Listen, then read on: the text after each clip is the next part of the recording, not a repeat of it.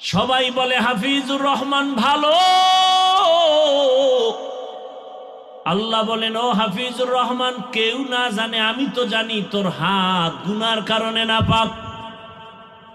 তুই মোবাইল চালায়া চালায়া জিহ্বাটারে নাপাক করেছো, চোখ দুইটা নাপাক করেছো, কান নাপাক করেছো, কে জানেন? আল্লাহ বলেন ফলাফলটাও আমি দিব, এখনো সময় আছে, তওবা করো।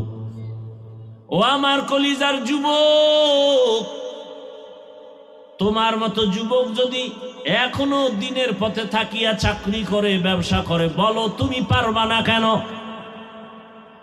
ও পর্দার আড়ালের আম্মা জানেরা, বোনেরা, আপনার মতো কত মা কত বোন এখনো আছে, পর্দা করে, নামাজ পড়ে, আছে না নাই?